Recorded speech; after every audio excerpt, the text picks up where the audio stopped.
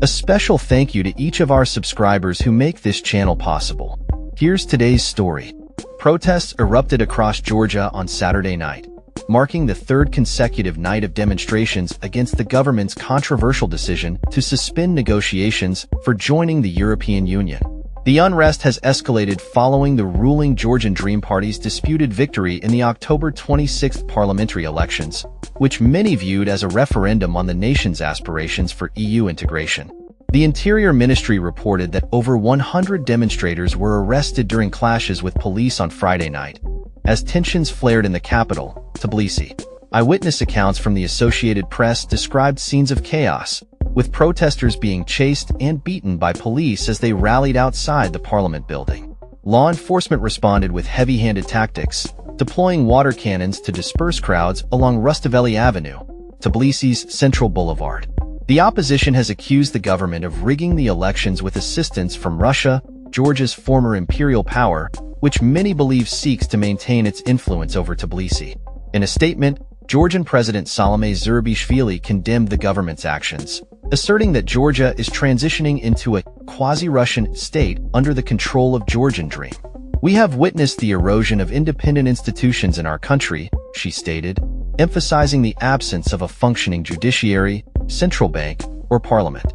Zurabishvili rejected Prime Minister Irakli Kobakidz's characterization of the protests as violent demonstrations, insisting that the citizens of Georgia are simply demanding new elections that reflect the true will of the people.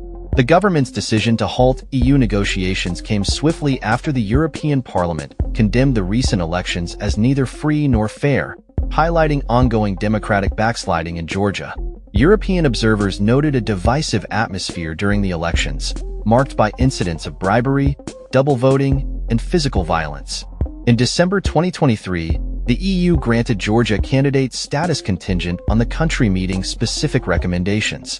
However, this support was retracted earlier this year following the passage of a controversial foreign influence law perceived as a significant blow to democratic freedoms. EU lawmakers have called for a rerun of the parliamentary vote within a year, insisting on thorough international supervision and an independent election administration.